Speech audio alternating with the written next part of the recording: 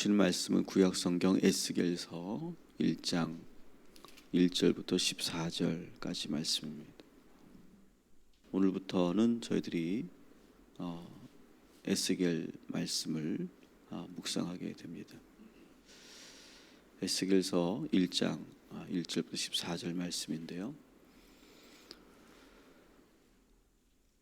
에스겔은 좀 잠시 소개해드리면 제사장 가문의 아들이었다. 이렇게 3절에 1장 3절에 이렇게 소개되고 있습니다. 제사장 가문의 아들이었고, 또 시대적 배경을 여러분 생각하신다면 바벨론이 남유다를 처음 침공했을 때 1차 침공, 2차 침공 이렇게 이루어지는데, 처음 침공했을 때 여호와긴 왕을 포로로 끌고 가죠.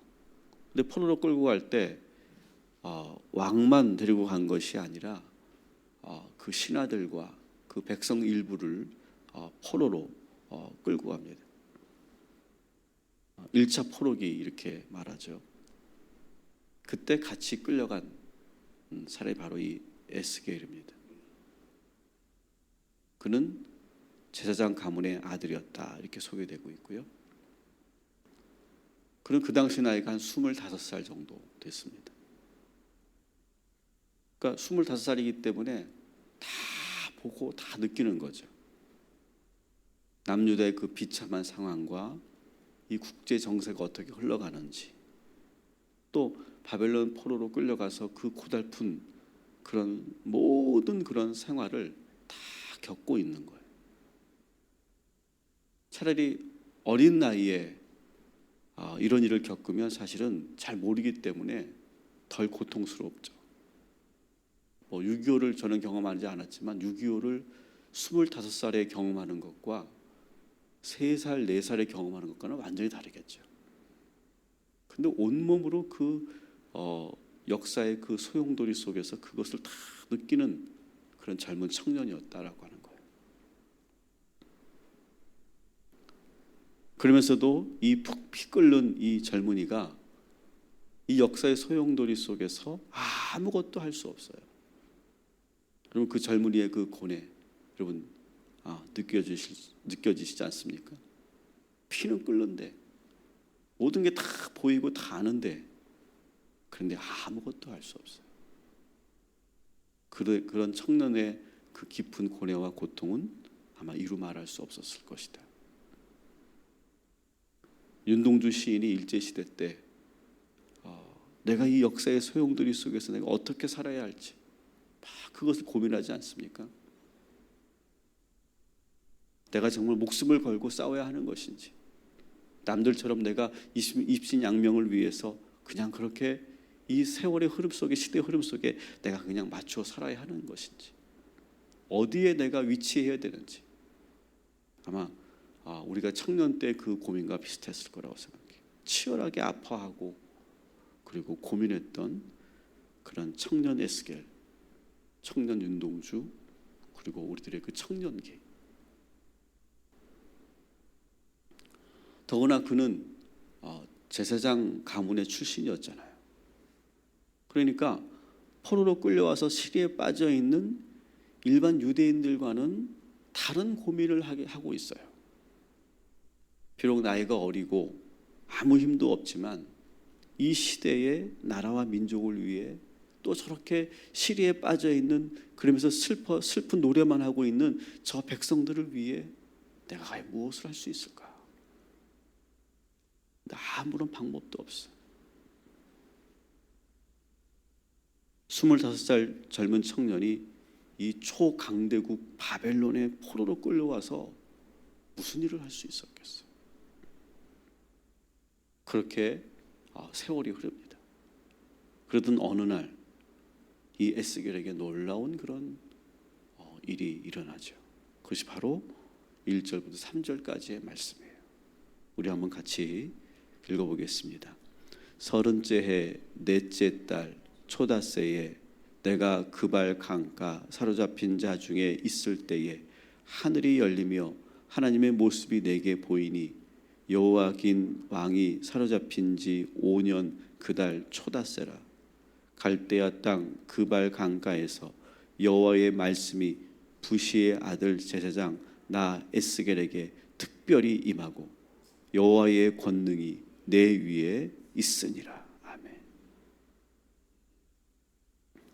그때는 언제입니까? 포로로 잡혀간 지 5년이 지났어요. 5년이 지났으니까 이제 30 정도 됐겠죠. 그러던 어느 날, 그날도 포로로 끌려온 이스라엘 백성들이 바벨론 그발 강가에서 모여서 고국 땅을 바라보면서 하나님께 예배드리고 그리고 거기서 함께 교제를 나누고 있을 때였어요. 바벨론에서 항상 이 이스라엘 백성들은 강가에서 모여서 거기서 예배했었거든요. 예배드릴 처소가 별로 없기 때문에. 그래서 강에 모여서 주로 예배를 드렸습니다. 그래서 아마 기억나실지 모르겠지만 사도행전 쪽에 보면 초대교회 성도들도 이방 지역에 있을 때 주로 강 쪽에 이렇게 유대인들이 모이는 회당이나 기도처들이 이렇게 모여 있었습니다. 그런 전통이 계속 이어지는 것이죠. 그날도 그 포로로 끌려온 그런 이스라엘 백성들과 함께 그발 강가에서 예배하고 있었을 때 오늘 1절에 보니까 그날따라 갑자기 하나님의 모습이 보였어요. 그리고 3절에 보니까 여호와의 말씀이 특별히 그에게 임해요. 또 3절 하반절에 보니까 동시에 여호와의 권능이 에스겔 머리 위에 운행하고 있어요. 여러분, 포로로 끌려온 지 5년 만에 있는 일이에요. 여러분 상상해 보십시오. 포로로 끌려와서 아무 일도 일어나지 않았어요. 그 청년이 아무리 부르짖으면서 하나님, 내가 여기서 무슨 일을 해야 됩니까? 왜 우리가 이런 일을 당해야 합니까? 막 그렇게 부르짖고 절규하며 막 그렇게 눈물 흘리며 기도하지 않았겠습니까? 근데 5년 동안 아무 말씀도 없었던 거예요. 여러분 5년을 기도했는데 아무 응답이 없다고 생각해 보세요. 얼마나 답답하겠어요. 더구나 이 피 끓는 젊은 청년에게 이 하루하루가 얼마나 힘들고 고달팠겠어요. 그런데 생각지도 못한 순간에 하나님은 5년 만에 침묵을 깨시고 그에게 특별히 임하신 거예요. 어떻게 임하셨다고요? 하나님의 모습이 보이고 하나님의 말씀이 들려오기 시작하고 여호와의 권능이 머리에 임하는. 저는 오늘 여러분에게 그대로 하나님의 역사가 나타나게 되기를 주님의 이름으로 축원합니다. 그렇게 보이지 않는 내 인생이 아무것도 칠흑같이 아무것도 보이지 않던 그런 내 인생 속에 하나님의 얼굴이 보이고 갑자기 말씀이 들려오고 그럴 때가 있지 않습니까? 막 여호와의 권능이 막 나에게 임하는. 아마 여러분들도 그런 체험이 있을 거예요. 저도 그런 체험이 있죠. 에스겔도 지금 그 체험을 하고 있는 거예요. 여러분, 그러니까 우리가 하루하루 예배하고 기도하는데 하나님이 응답하지 않으신다 이렇게 조급해하지 마시고 우리가 항상 모여서 기도하고 기다리면 이런 날이 찾아오게 될 줄 믿습니다. 그 이후에 이 에스겔은 놀라운 환상들을 우리들에게 소개하고 있습니다. 이 에스겔서가 참 읽기가 어렵죠. 요한계시록만큼이나 읽기가 어려운데 그 환상의 내용을 구구절절히 다 해석하려고 하고 다 이해하려고 하면 절대 못 읽어요. 이렇게 읽으시면 돼요. 에스겔서를 그냥 쭉 그냥 읽으세요. 여러분이 이제 이런 걸 한번 상상해 보세요. 꿈을 꿨어요. 여러분이 꿈을 꿨어. 근데 그 꿈을 여러분 글로 표현한다고 생각해 보세요. 표현이 됩니까? 거의 불가능하지 않겠어요? 꿈을 여러분 글로 표현한다고 내가 꾼 꿈을 거의 불가능할 거예요. 인간의 문자라는 게, 언어라는 것이 한계가 많아요.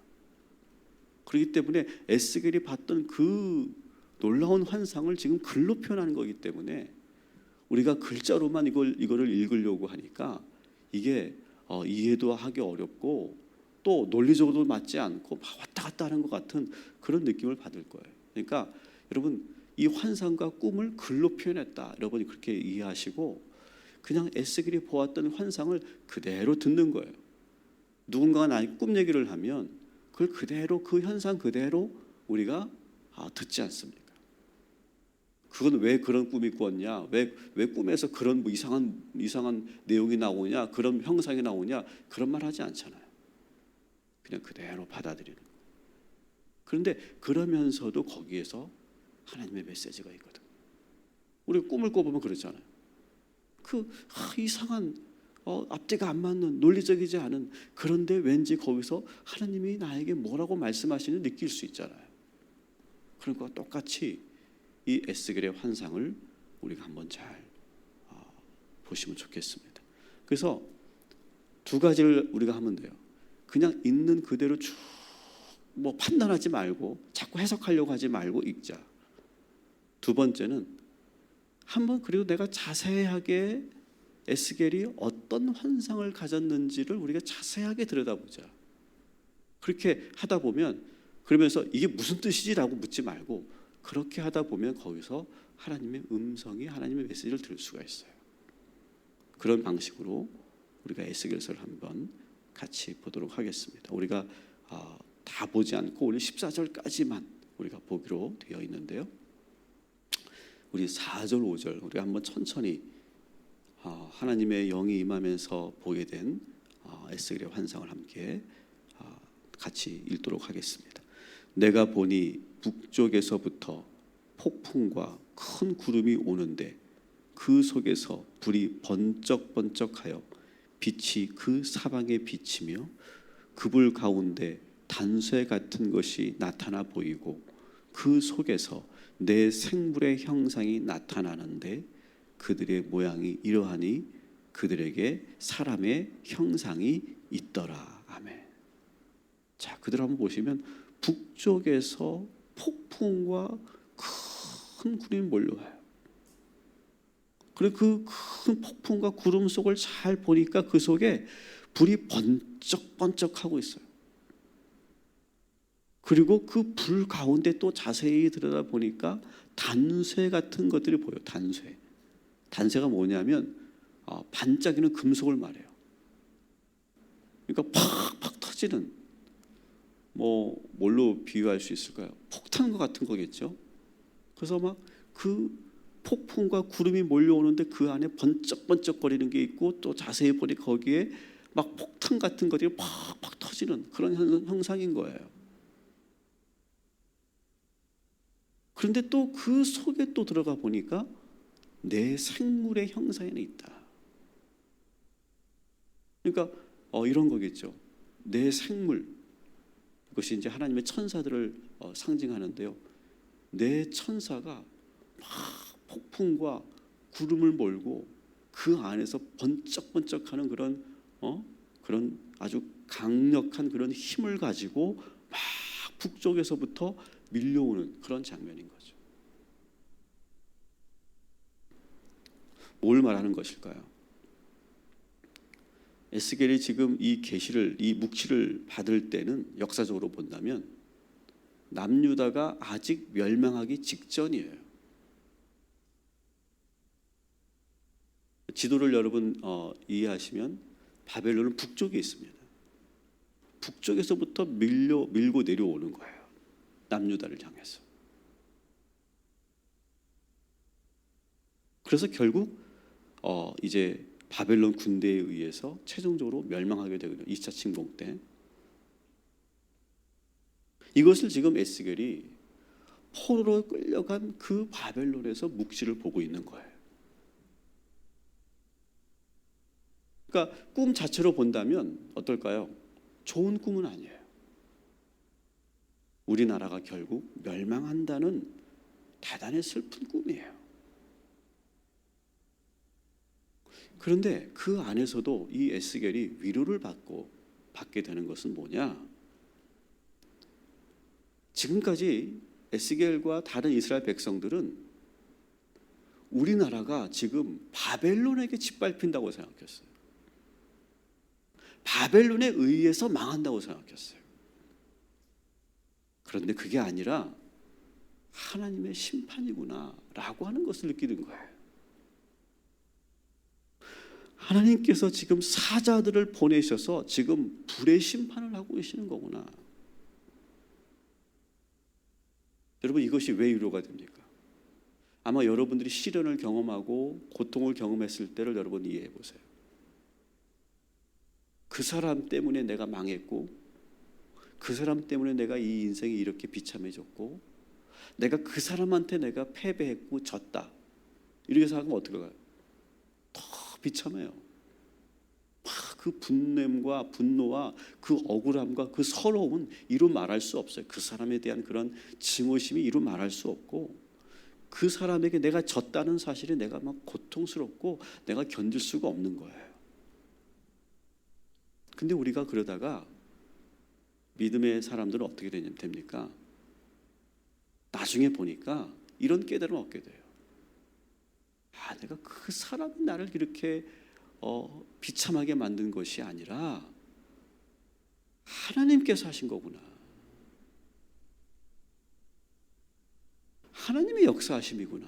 이 고통이, 이 시련이. 그러면서 놀랍게도 힘들고 어려운 건 똑같은데 이거는 영적인 문제고 하나님께서 나에게 이런 시련을 주시는 것이구나 라고 해석이 되면요, 남는 게 하나 있어요. 뭐가 남습니까? 하나님께 기도해야 되겠구나. 그래서 그런 생각이 들어오는 거예요. 근데 이 생각이 들어오기 전까지는 내가 그 사람 때문에 망했고, 내가 그 사람에게 배신당했고, 그 사람이 나를 비참하게 만들었고, 그 사람이 내 인생을 망가뜨렸다고 생각하면 기도도 안 나오고요, 막 분노하는 거예요. 근데 이 모든 역사가 하나님께서 지금 주관하시는 거구나.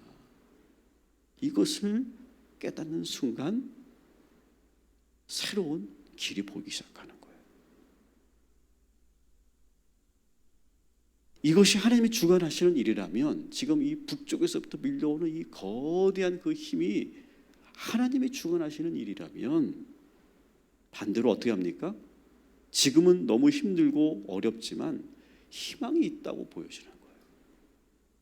지금은 내가 고통을 당하고 있지만, 지금은 우리 백성들이 고통을 당하고 있지만, 하나님의 심판을 받고 있지만 다시 하나님께서 회복시켜 주실 것이다.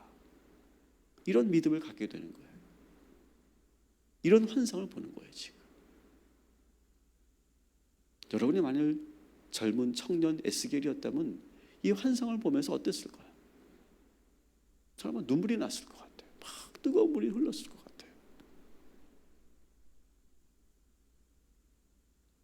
좀 더 우리가 자세히 볼게요.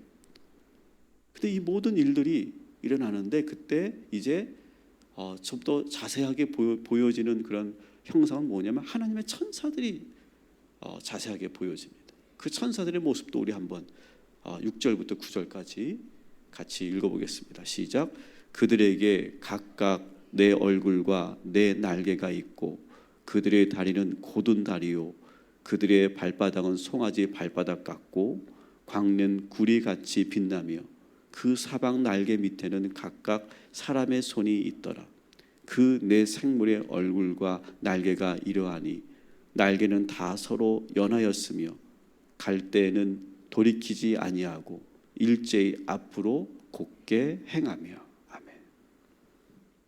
한번 그대로 따라가 봅시다. 네 생물들이 있는데 네 생물은 각각 네 얼굴과 네 날개를 가지고 있다. 조금 형상을 그리기가 좀 쉽지 않습니다. 그냥 그대로 읽어봐요. 근데 그들의 다리를 보니까 곧고 다리가 곧았다 이렇게 되어 있어요. 이건 뭘 말합니까? 하나님의 임무를 포기함 없이 한 번 시작한 것은 물러서지 않는 그 강인함을 말해요. 견고하게 그 강한 다리로, 곧은 다리로 수행하고 있는 그런 천사들의 모습을 형상해요. 그들의 발바닥을 보니까 송아지 발바닥 같고 마광한 빛이 나는 구리 같이 빛나는 그러한 발바닥이고, 그러니까 잘 단련된 그런 충성된 그런 천사들의 모습을 지금 보이고 있죠. 그리고 4개의 날개를 가지고 있고 그 밑에는 사람의 손이 있다. 우리가 상상하는 그러한 천사들의 모습인데 여기서는 4개의 날개를 가지고 있다 이렇게 되어 있습니다. 그 손을 가지고 있다는 것은 하나님의 일을 잘 수행하는 천사의 모습을 상징하죠. 그리고 이 날개들이 서로 연하여 있어, 서로 연결되어 있어. 이것은 뭡니까? 그냥 대충 흐트러진 모습이 아니라 일치단결해, 마치 군사들이 딱 각을 잡고 줄을 서서 딱 질서 있게 그렇게 행진하는 그런 모습이겠죠. 그런 천사들이 지금 그 바람을 몰고 빛을 몰고 불을 몰고 지금 막 북쪽에서부터 밀려오는 형상이에요. 10절 11절도 봅시다. 시작. 그 얼굴들의 모양은 넷의 앞은 사람의 얼굴이요, 넷의 오른쪽은 사자의 얼굴이요, 넷의 왼쪽은 소의 얼굴이요, 넷의 뒤는 독수리의 얼굴이니 그 얼굴은 그러하며 그 날개는 들어 펴서 각기 둘씩 서로 연하였고 또 둘은 몸을 가렸으며. 아멘. 아마도 에스겔은 이 천사들을 보니까 사면으로 그 얼굴이 보이는 것 같아요. 그러니까 우리는 얼굴이 하나만 이렇게 있잖아요, 앞에. 그래서 뒤에서 나를 본다면 내 얼굴이 보이지 않죠. 근데 에스겔은 이 천사들을 자세히 보니까 어디에서 보아도 얼굴이 보이는, 그러니까 4개의 얼굴이다 이렇게 표현하고 있어요. 그런데 4개의 얼굴을 가지고 있는데 하나는 뭡니까? 사람의 얼굴이고, 또 하나는 사자의 얼굴이고, 또 하나는 소의 얼굴이고, 마지막은 독수리의 얼굴이다. 사람의 얼굴은 뭘까요? 그 사람은 어떤 걸 상징할까요? 지혜를 말하죠. 사람이 갖고 있는 지혜와 총명을 말하고, 사자의 얼굴은 용맹함을 말하고, 소의 얼굴은 뭡니까? 우직하고 충성된 얼굴. 독수리 얼굴은 뭡니까? 아주 민첩한, 재빠른 생명력을 나타내죠. 그 얼굴을 가지고 있는 천사들이 지금 2 날개를 들어서 펴는, 그러면서 하나님의 뜻을 잘 수행하는 그런 천군 천사를 말하는 것이죠. 충성된 모습. 12절부터 14절까지 마저 한번 읽어보겠습니다. 시작. 영이 어떤 쪽으로 가면 그 생물들도 그대로 가되 돌이키지 아니하고 일제히 앞으로 곧게 행하며, 또 생물들의 모양은 타는 숯불과 횃불 같은 모양 같은데 그 불이 그 생물 사이에서 오르락 내리락하며 그 붉은 광채가 있고 그 가운데에서는 번개가 나며 그 생물들은 번개 모양같이 왕래하더라. 아멘. 여기서 영은 하나님을 말하고 생물은 그 천사들을 말합니다. 그러니까 하나님이 어디로 가시든지 계속 같이 그대로 따라가는 거예요. 충성된 그런 신실한 천사들의 모습이죠. 그리고 한 번 가면 절대 돌아서지 않고 일제히 앞으로 곧바르게 가더라. 변절함 없이 시종의 일관, 충성되게 온전히 순종하는 그런 천사들의 모습을 보여주고 있죠. 근데 이 천사들의 모습은 또 보니까 불 같은 모습이더라. 숯불의 모양과 횃불 같은 모양이더라.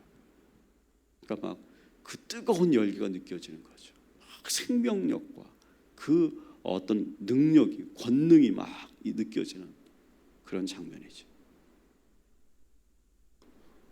여러분 한번 이렇게 생각해 보세요. 여러분이 이 환상을 보았다.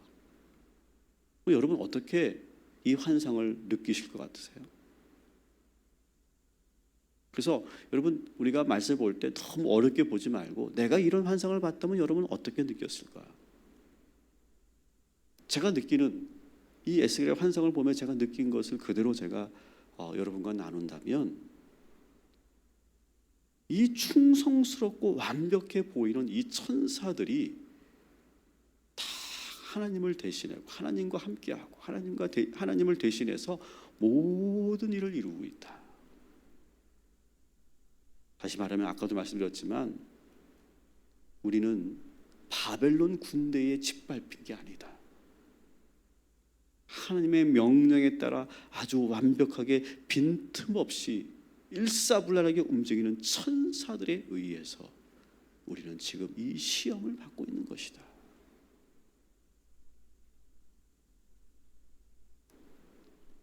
결국 지금 우리의 이 시련은 하나님의 역사하심 속에 있는 것이다. 저는 그렇게 이 환상이 느껴져요. 아마 이 청년 에스겔도 그렇게 보았을 것 같아요.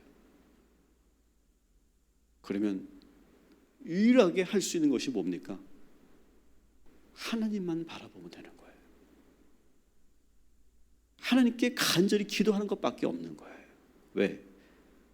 이것이 하나님이 주신 시련이라면 회복도 역시 하나님께서 이루실 것이기 때문에 바벨론에게 의지할 필요 없고 바벨론 사람 눈치 볼 거 없다는 거예요. 비록 우리가 포로로 끌려왔지만 결국 이 모든 역사적 이 경륜이 다 하나님에 의한 것이구나. 내가 비록 이 바벨론 강가에서 비참하게 슬픈 노래를 부르고 있지만 이 청년 에스겔은 이 환상을 보면서 다시 힘을 얻게 돼요. 지금은 비록 슬프고 서럽지만 다시 힘을 얻게 돼요. 마찬가지입니다, 여러분.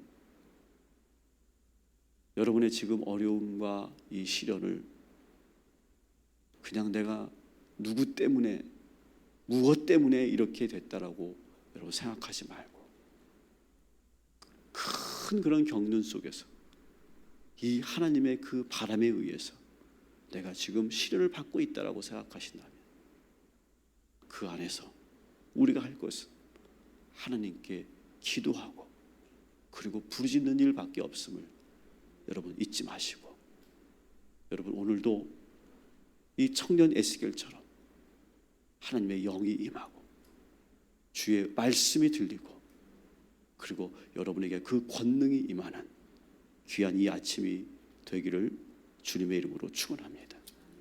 그래서 오늘 우리가 불렀던 이 찬양은 저는 에스겔이 불렀을 것 같아요.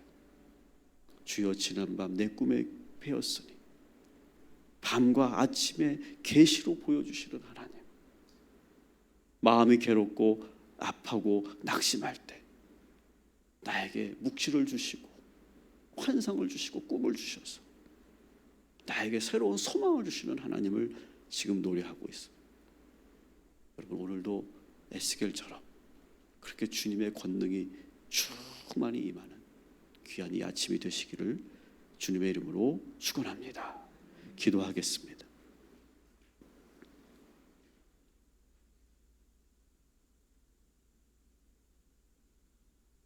청년 에스겔은 이 역사적 소용돌이 속에서 어떻게 살아야 할지, 내가 무엇을 하며 살아야 할지, 왜 내가 여기 와 있어야 되는지, 나의 앞으로의 미래는 어떻게 될지 너무나 고민되고 걱정스럽고 두렵고 그리고 혼란스럽기만 합니다. 우리도 인생을 살다가 보면 이럴 때가 있습니다. 뭘 어떻게 해야 될지 모를 때가 있습니다. 아무리 기도해도 응답이 이루어지지 않고 하나님은 침묵하시는 것만 같고 뭐 하나 제대로 되는 것 같지 않은 그런 세월을 우리가 살 때가 있습니다. 그러나 오늘 이렇게 5년 만에 이 젊은 에스겔을 만나주신 것처럼 우리들을 만나주신 하나님, 우리가 그때 그 만남을 영원히 잊지 말게 하시고 에스겔이 경험했던 그 하나님을 우리가 또한 사모하며 기다리는 주의 성도들 되게 하여 주시옵소서. 하나님이 얼굴이 보이게 하시고 주의 말씀이 들리게 하시고 여호와의 권능이 임하는 이 아침이 되게 하여 주시옵소서. 모든 것은 하나님에 의해서 움직이고 있음을 믿습니다. 지금은 우리가 힘들지만 결국 하나님께서 우리를 회복시키실 것이고 우리를 그 수렁에서 건져 올리실 것이고 천사들에 의해서 우리의 삶이 다시 새롭게 될 줄 믿습니다. 에스겔의 환상을 보여주신 하나님, 이 환상이 우리들의 환상이 되게 하시고 우리들의 소망이 되게 하여 주셔서 오늘도 주의 성도들 다시 힘을 내어서 그 꿈을 가지고 소망을 가지고 살아가는 우리 성도들 되게 하여 주시옵소서.